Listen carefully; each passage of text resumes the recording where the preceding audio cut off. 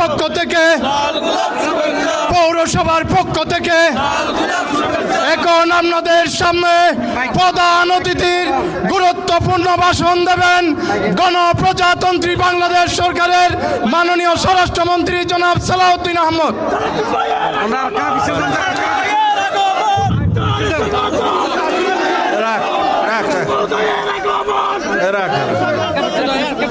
আসসালামু আলাইকুম রহমতুল্লাহ। ভাষণ দিবার তো কিছু নাই, আই তো এডিয়ার মানুষ, অনার সন্তান, আর সংগঠনের নেতা কর্মী অকুল বেক্ষণ আগে যেখানে আসিল এইভাবে আছে। তবে আই বুডোর ফদিনই বিয়ানা শহরে এতন জাগো হয়েছে দলীয় নির্দেশে, মাননীয় চেয়ারপারসন প্রধানমন্ত্রীর নির্দেশে জাগো হয়েছে বেশ কিছু খাম আসিল হতাল নাই দেখা সাক্ষাৎ করি নেওয়া পারি। তো দেখা সাক্ষাৎ তো আরে জরুরি হইলে খাম গরণ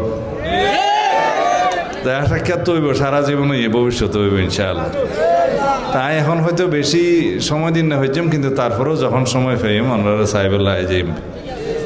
এখন বেগ কোনো সুশৃঙ্খলভাবে তা ফুরিব, কেউ কোনো রকমের অনাচার করি না পারিব, মানুষের কোনো উশৃঙ্খল কোনো চাঁদাবাজির খবর নশুনি পান, প্রশাসনের সহযোগিতা করা ফুরিব এবং দেশের মধ্যে এনাকান সুশাসন কায়েম করা ফুরিব, যাতে মানুষ মনে করে যে বিএনপি রাষ্ট্র পরিচালনার দায়িত্ব এসে মানুষ শান্তিতে আইব, মানুষ উন্নয়ন পাইব, শৃঙ্খলা পাইব, শান্তি পাইব।